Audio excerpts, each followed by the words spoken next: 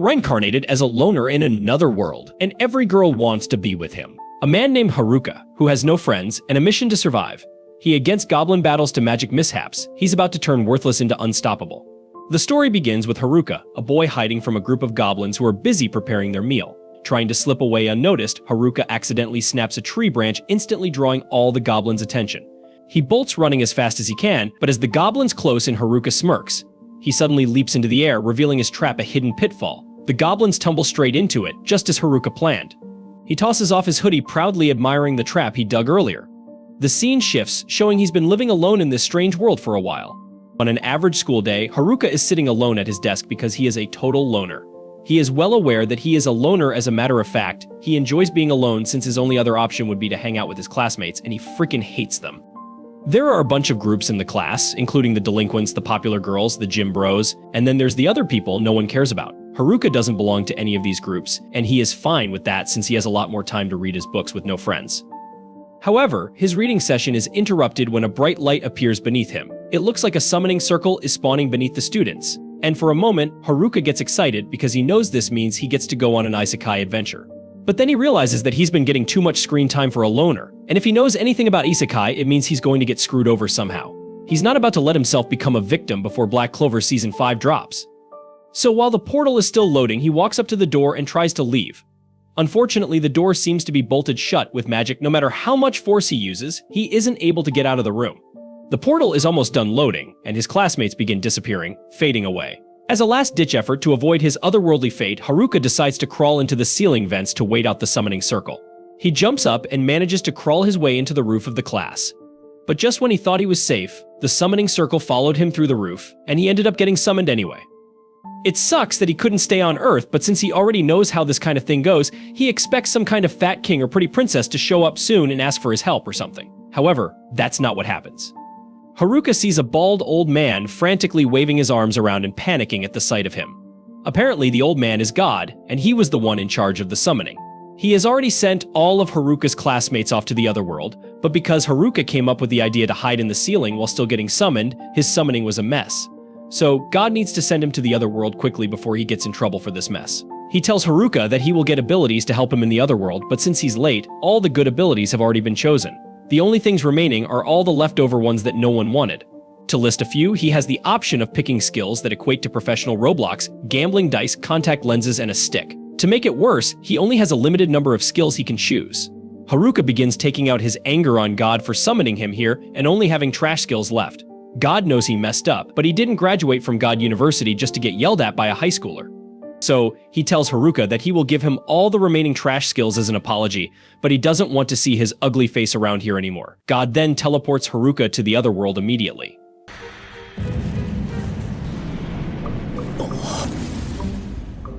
チートスキルは早い者勝ちで魔法をゲットするようだが43人も召喚するのはダイスはないな。村人 A セットとコンツ A ってほぼ棒だよね。終わってんだろ。よくわからないのしか残ってない。ほうれん草って何？引きこもりでニートってなんだよ。これで終わり？ It's cool that he gets to have more skills than normal, but that doesn't do him much good if he gets tossed out into the woods as soon as he arrives. He's never lived in the woods before, and he has no supplies. But then he notices a pouch on the floor, and it turns out that it's part of the adventure skill. The pouch allows him to store an unlimited number of items in his inventory. There's also a bunch of starter gear in there, so at least Haruka isn't going to be doing this without equipment. After he's got his stuff on, he decides to check his stats. Thanks to the gambling dice, he needs to roll a number to get stat points. He just goes with it and throws the dice on the ground. As a result, he ends up with a score of M, and he has no idea what M means, so he just decides to put the M points all into his luck stat. To his surprise, when he opens his stat window, his luck stat is completely maxed out, making him wish he had used it on something better. He continues looking through his stats, and to his surprise, aside from all the trash skills, he actually gained 2 unique skills as well. Because he was such a loner on Earth, he will be unable to form a party in this world even if he wants to. But in exchange, his second skill allows him to force monsters to serve him because he wouldn't be able to make any friends otherwise. Haruka is a bit disappointed that he won't get a chance to make a harem for himself, but it is what it is. Right now, he's more concerned with the fact that he doesn't see any of his classmates nearby, and he finds that strange since this is supposedly the starting location. Right now, he needs to focus on getting supplies so he can live a good life out here in the woods, but that's a lot easier said than done when he can barely see anything with all the trees in the way. At this rate, it won't be long before he runs into a monster accidentally, and if that were to happen, he would be a dead man for sure. Just then, Haruka remembers that he has a contact lens skill, so he puts on the contact lenses and suddenly he can see all kinds of information about his surroundings. It turns out that the contact lenses come with an inbuilt appraisal skill, and with it, he is able to easily traverse the forest and find some mushrooms that he can eat without dying. He decides to pick some, and thanks to his villager bag, he can take as many as he wants. He then goes over to the river nearby and uses his bag to fetch a little water to drink. Once he's done with that, something else catches his eye. He wanders back into the forest where he finds a little cave. It looks too interesting for him to ignore, so Haruka says a little prayer in case there's a monster here that will attack him. After that, he begins exploring the cave. Luckily, it looks like there aren't any monsters here and this place is quite spacious. So he decides to make this his base of operations. He pulls out a tent and a magic lantern from his bag to set up camp. After which, he then proceeds to light a small fire with his temperature control magic so he can stay warm for the night. Coincidentally, using his temperature magic once allowed him to unlock a new fire skill, and being wary of monsters made him acquire several detection skills as well. But Haruka's only attack skill is a stick, so he still needs to figure out a way to defend himself. The next morning, Haruka wakes up with a jolt, nervously leaves his tent, and to his relief, it looks like there weren't any monster attacks overnight. He is safe, all thanks to the anti-monster properties of his useless skill items. But even if he is safe from harm, it doesn't mean he's safe from hunger. So he busts out a frying pan and cooks up some of the mushrooms he gathered yesterday. And if you're wondering where he got the frying pan, it was just sitting there in his villager bag along with a full set of kitchen knives and some beef jerky. So far, that bag has been the most useful thing in Haruka's arsenal. He wonders what kind of villager stocked it up before he got it. In any case, now that he has eaten, he needs to figure out what he's going to do from now on. He heads outside and takes a little walk to think.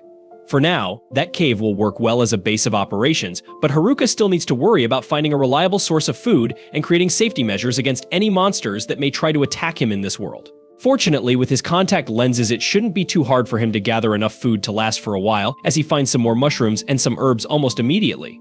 But he still has to figure out a solution to his monster problem. Just then, Haruka's detection skill kicks in, and he notices something going on nearby. He decides to go check it out and is horrified once he realizes that the noise was caused by goblins. It would be bad enough it was one, but there are two of them, and they both have strength stats that are higher than his own. He wonders if he will be able to take them down with his current strength and contemplates running away. But the fact that he is living in this forest means he will eventually have to fight the goblins if he wants to survive, so he chooses to get it over with while he still has the element of surprise. With that said, he isn't sure his stick will be good enough for the job on its own, so he tries using one of his trash skills to wrap the stick in magic to see if that does anything. It works out better than he thought, so he lunges out of the bushes and strikes at one of the goblins. After smacking it on the head, the goblin is dazed and confused, but Haruka doesn't stop there and proceeds to beat the daylights out of it until it finally dies. That's one down, but Haruka still has to deal with the other one. As it charges at him, he dodges out of the way of its attack. Now that he has gotten a feel for it, Haruka realizes that the goblin's attacks are actually really easy to predict, so he effortlessly evades it and then proceeds to smack it around before hitting it with a wave of magic.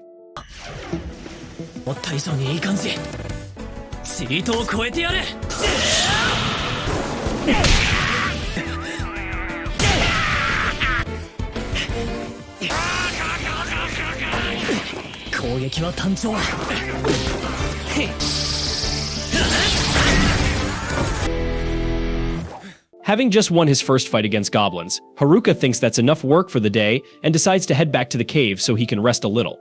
Once he's back, he roasts some mushrooms for dinner and takes a look at the club he looted off the goblin corpse. It may have high damage, but it's heavy and has a short range. Haruka decides to continue using his stick for now. He then checks the rest of his stats, and to his surprise, he managed to level up from the fight he had today. Not only that, all his existing stats were doubled as a result. By the next morning, Haruka wakes up and has breakfast as usual, but he is starting to get sick of eating nothing but mushrooms all the time. He really wishes he could eat some meat out here, but he's going to have to learn how to hunt to do that. Before that, he needs to learn how to enhance himself first. The first thing he wants to try is the magic fusion skill he acquired. For a quick explanation, it basically covers his entire body with magic in order to boost his physical and magical defenses. It also greatly increases his strength, so he should be able to fight with much more efficiency. Additionally, his appraisal skill was upgraded to level 2, so he uses it to see if anything has changed. But the only difference is that there's a question mark next to all the descriptions. Haruka has clearly never played video games before, because he spends a whole minute trying to figure out what a question mark icon could mean, and eventually he just gives up on it altogether. Instead, he heads outside to do some magic training, and as he is leaving, he notices something on the floor. He picks it up, thinking it might be some meat, but it turns out to be another mushroom.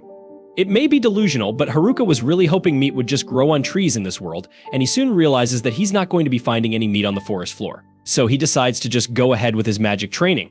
He activates his mana infusion and takes a step forward, but with the physical boost he gets, he ends up flying forward by several meters. His body feels much lighter than before, and with very little effort, he can easily dart around the forest almost like he's teleporting. On top of that, his dexterity is greatly enhanced as well, so he can move and strike at things with precision. The first thing he does with his enhanced strength is challenge 2 random goblins, and unlike yesterday, he is able to knock the goblin out in 1 hit. He's feeling really confident about his new strength, so he thinks he can handle even more goblins. But when he actually sees a group of 3 goblins, he starts having second thoughts and slowly backs away before he gets jumped. He decides that he has worked hard enough for today and heads back to his cave so he can practice his magic. He continues this routine, practicing fighting during the day and tinkering with his magic at night to see what he can do with it. Apparently, he can make coffee tables by following this routine. Haruka is eventually able to one-shot a goblin and create a proper table with his magic crafting. He then uses it to create a gate for his cave so he can go out at night, and that means he can finally go hunting. He goes after a rabbit because he hasn't tasted meat in so long, but when he finally catches up to it and is about to start cooking, he notices something else nearby. At first, he thinks it's a goblin, but upon further inspection, he finds out that it's something even worse. Those are the delinquents from his class. He really doesn't want to have to deal with them, so he intends to sneak away in the other direction. But as he starts heading that way, he realizes the popular girls are here as well, along with the gym bros and the nerds. He doesn't think the nerds are that bad since he regularly hung out with them back in school, but he still doesn't want to have to talk to them. Finally, he notices the student council group, which has the class rep in it. While he may hate socializing with the people in his class, he has to admit that the class rep has always been really nice to him. So it would be the least he could do to return that kindness, even if it's just to say hello. He briefly considers revealing himself and talking to her, but then again, he doesn't want to ruin the solitary life he already has. Since no one knows that he is here, he has the chance to be truly alone, like he has always wanted. There's no idle chatter, no taxes, and no one to annoy him. So he really doesn't want to mess that up by having contact with his classmates because they are already pretty annoying. That's why he officially decides that he will ignore his classmates and live by himself so he can conquer this world alone. Then Haruka hides from the other students, however. One of the delinquents hears something from his direction. He is about to be discovered, but the guys end up assuming that the noise came from the bunny that was supposed to be Haruka's dinner. Haruka spies on the delinquents to hear what they are discussing, but the perverts are just talking about girls. They are some real degenerates, but Haruka knows that the class rep will stop them from doing anything to the girls. However, the delinquents have a guy named Tanaka on their side, whose skills will allow them to do whatever they want. The delinquents go back to the other students, but Haruka is a serious loner, and he doesn't want anything to do with them. Haruka heads home to enjoy more of his delicious mushrooms, and he finds that his loner level has gone up. It's kind of a depressing title, because it's starting to wreck Haruka's self-confidence. Haruka is still only level 3, and he blames his Master of None and Dummy skills.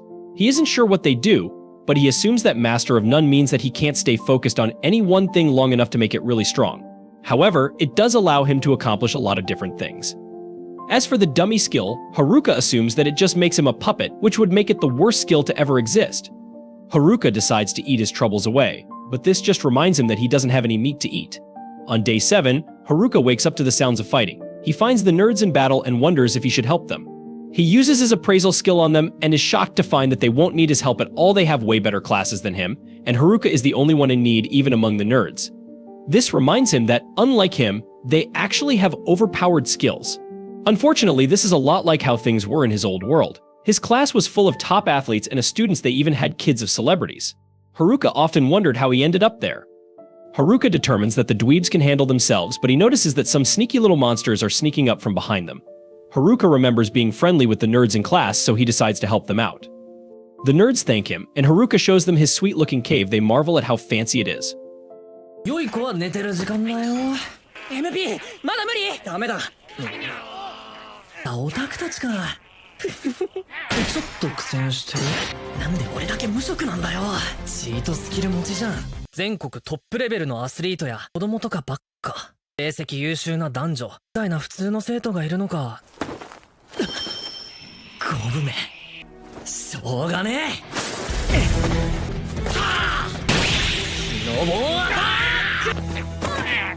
Haruka explains that he just learned how to use earth magic, and he used it to make his cave really secure.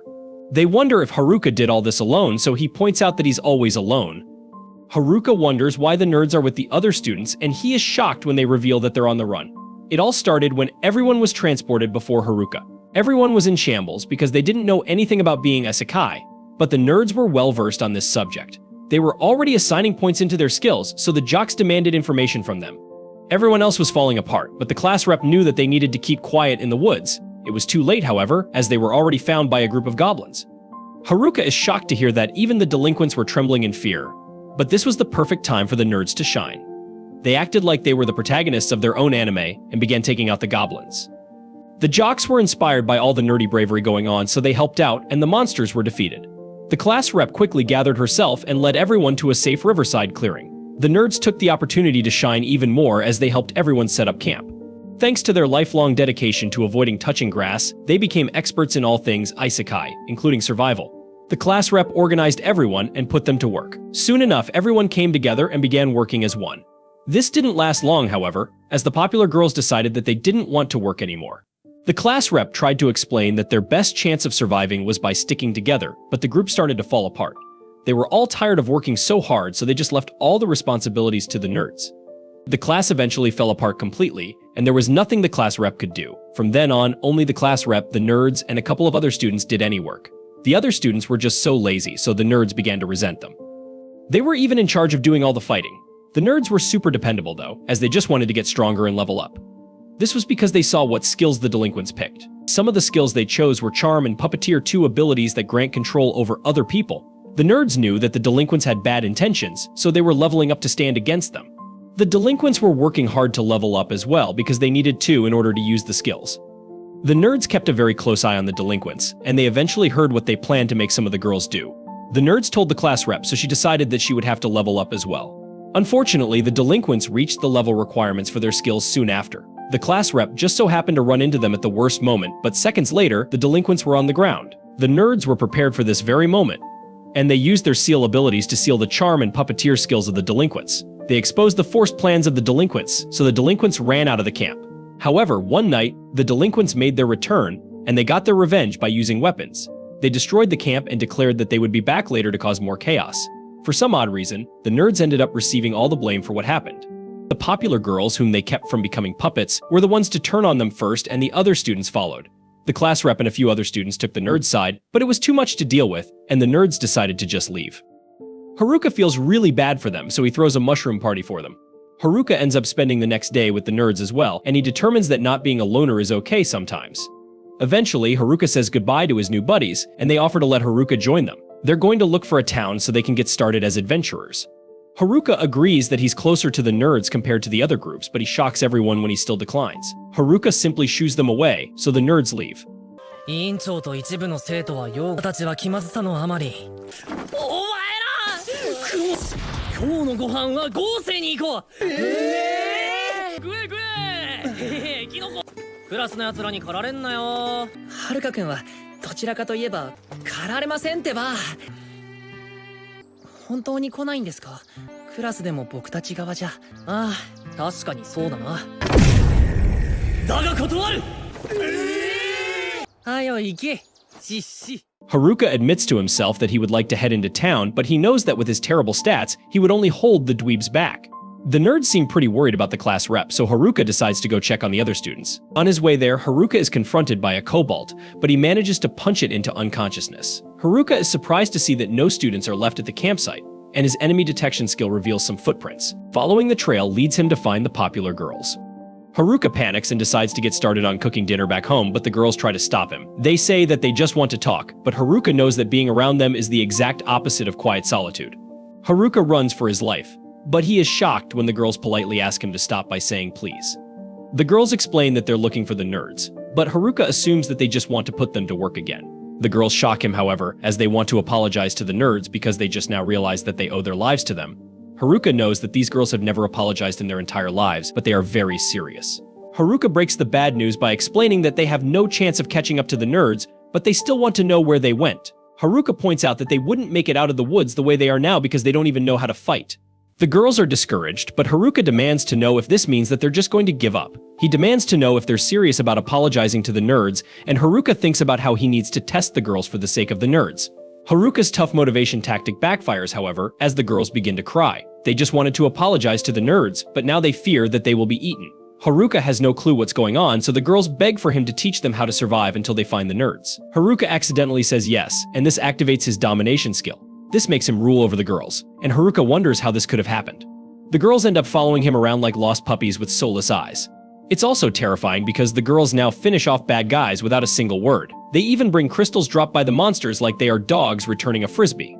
Haruka tries to heal the girls, but they just heal him even though he doesn't need it. Haruka fears what the class rep would say if she saw this, and he wonders how he can cancel his domination skill. Just then, the class rep finds him, but Haruka is thinking too hard about a solution to even notice. He doesn't realize that she's there at all, so she forces him to acknowledge her. Elsewhere, the delinquents make a plan of their own, and they determine that they must start by getting rid of their biggest problem. The class rep, however, doesn't seem to like the way he has been walking around with girls. When the class rep gets Haruka's attention, he panics because he doesn't know what to say to her. Come to think of it, he doesn't actually know what her name is. They've been in the same class since elementary school, and the class rep has always been nice to him.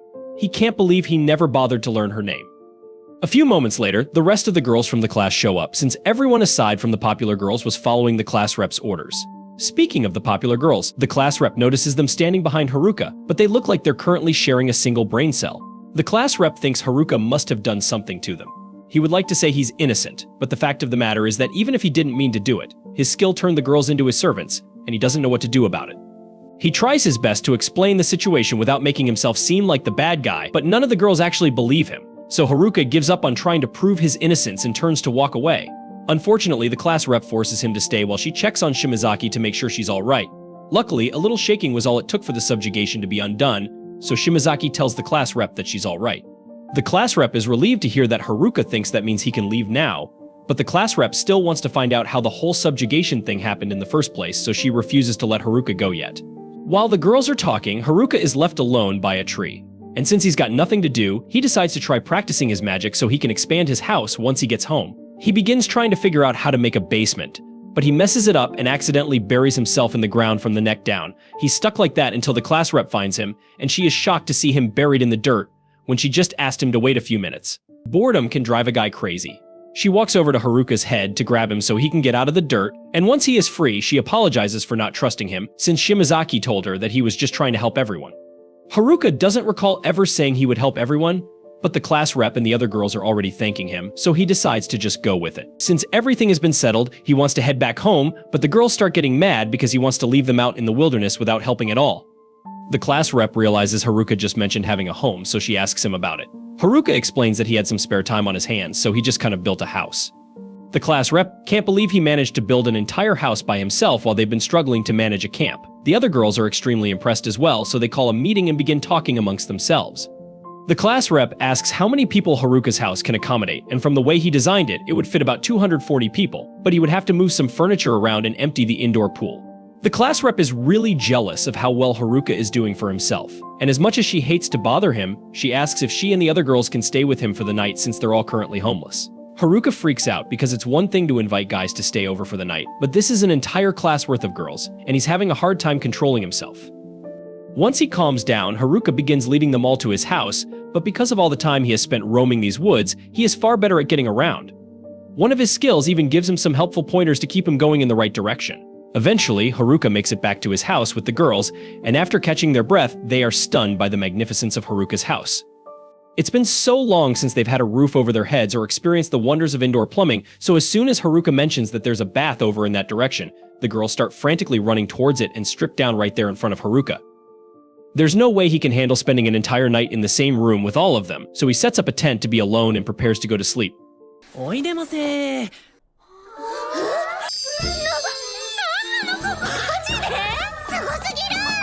と、そっちがキッチンで。きっと夢だよこれ。向こうが。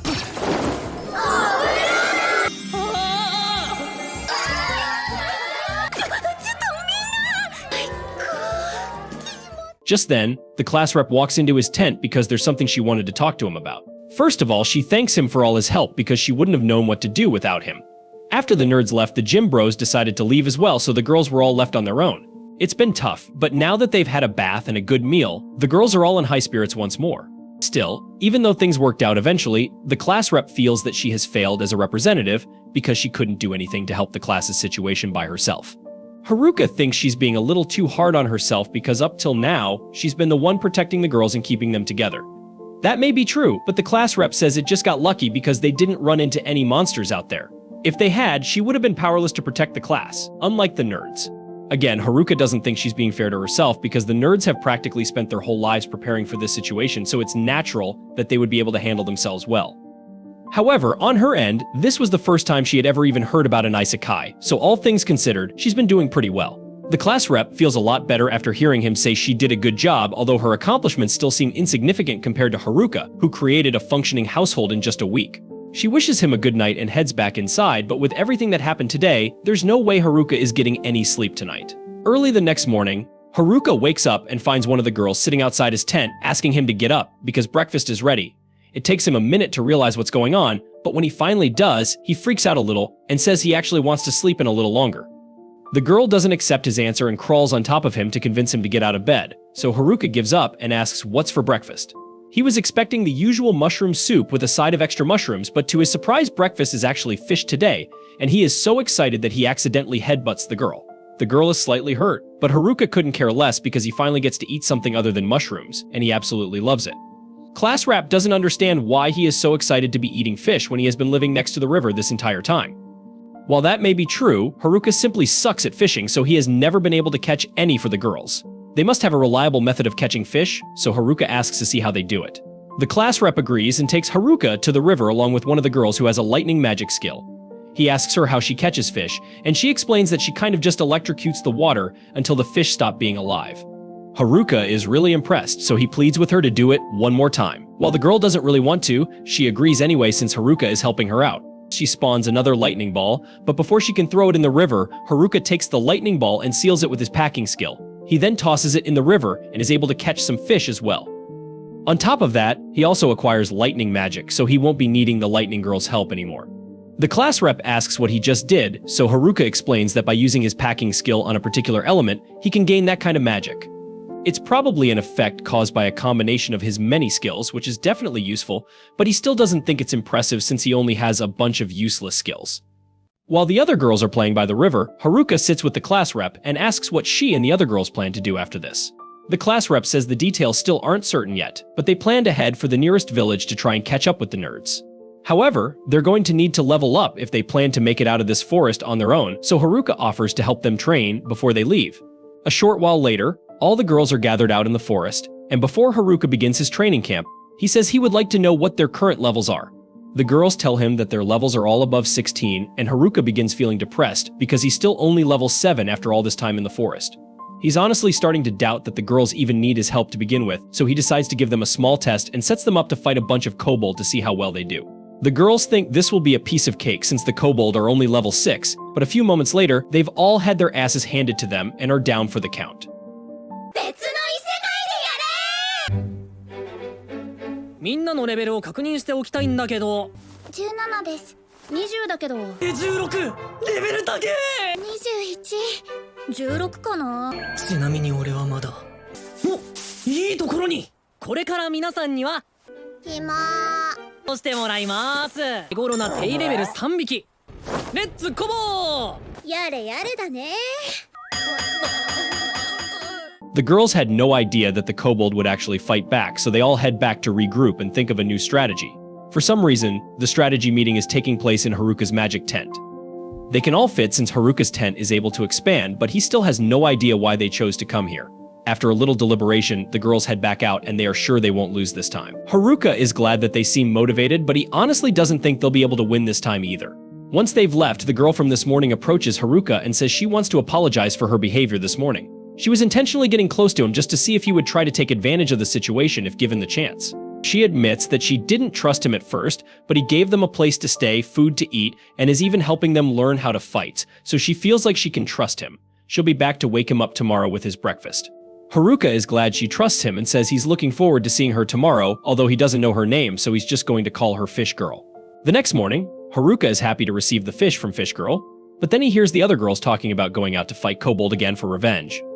Before they can leave, the class rep calls them back and says they need to train first because they are definitely going to lose again if they go back to fight now. She suggests they practice by fighting goblins, but when they actually start a fight against the goblins, it doesn't go well for the girls. Despite this loss, some of the girls still think they're ready to fight the kobold, although a bunch of them pretend to be sick to avoid having to fight anymore. Haruka doesn't think this is going to end well, so he's prepared to intervene if necessary. However, to his surprise, the girls actually learn from their mistakes against the goblins and work together to take down the kobold. The class rep congratulates them all on their victory, and Haruka is relieved because this means the girls can handle themselves and won't need to stay with him anymore. He believes he can finally get back to his life as a loner, but the class rep comes over and thanks him for agreeing to come with them to the nearest village.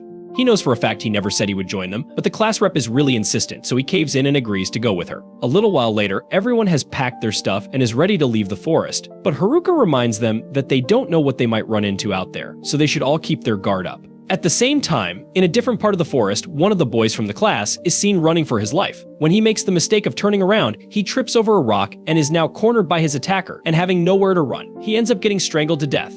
The next day, Haruka leads the group through the forest, alert to the possibility that their bullies might be lurking nearby. As the leader, his priority is the group's safety, and the quickest way to ensure that is to reach the city as soon as possible. However, the bullies aren't their only worry. The forest itself holds its own dangers. Suddenly, a massive orc blocks their path. Haruka orders everyone to stand back and carefully assess the situation as he faces the creature. The orc swings its club, narrowly missing, giving Haruka a chance to gauge its speed. According to what they know, this type of orc has high resistance to physical attacks. Magic is the best way to defeat it. With that in mind, Haruka opens his menu, browsing his spells across the 4 elements: fire, water, earth, and air abilities he has honed in practical ways, even for chores. Despite the threat, Haruka is completely focused on his own actions. The orc resumes its assault, smashing a tree that Haruka had used for cover. As its swings grow dangerously close, Haruka quickly maneuvers behind it and strikes it with a stick, surprising everyone. The orc collapses with a single hit. Haruka grows pensive, having just stated that orcs are resistant to physical attacks, yet he has defeated one with just a stick. The girls gather closer, puzzled by the odd encounter. Even Haruka can't explain it but promises to use magic next time. Before long, the group encounters another orc. This time, Haruka tests his fire magic, hurling a fireball to win with ease, once again leaving everyone puzzled by his effortless victory.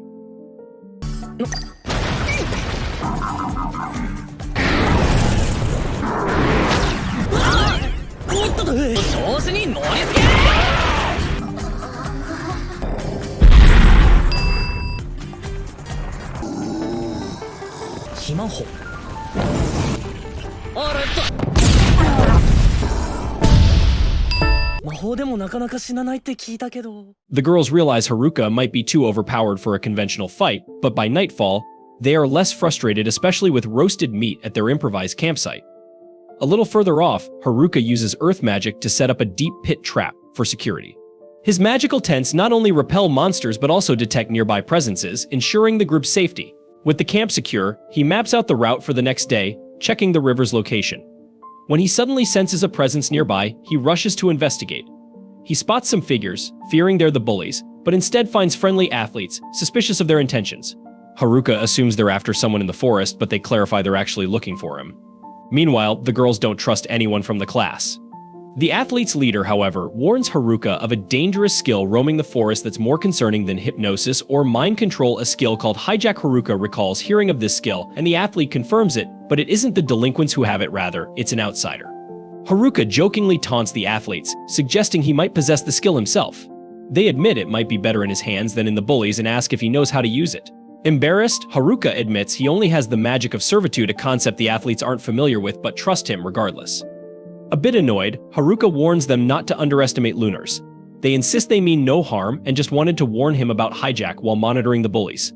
Finally, they ask Haruka to pass along their apologies to the girls for past incidents, then take their leave. The next morning, Haruka gathers the team to resume their journey and notices the girls seem unusually upbeat, leaving him curious. As he steps aside, the class representative approaches, wanting to discuss his encounter with Kazak's group.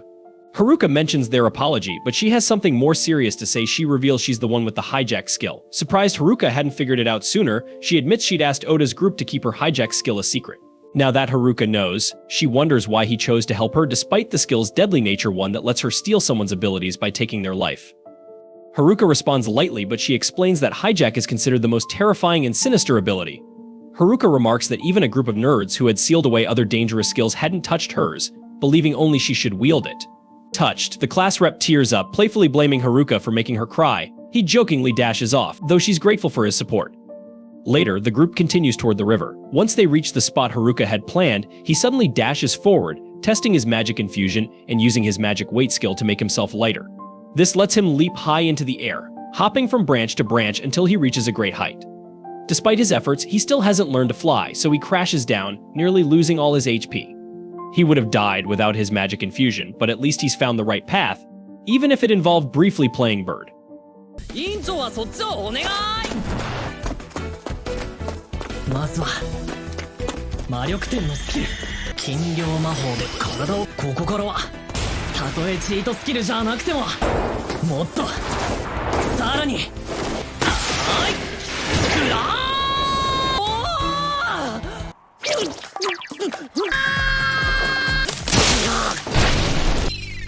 魔力点で Shaken, Haruka tries to explain to the class rep why he returned to the escort team all banged up, but his explanation falls flat. At dawn, the group sets off again, this time taking a fast route.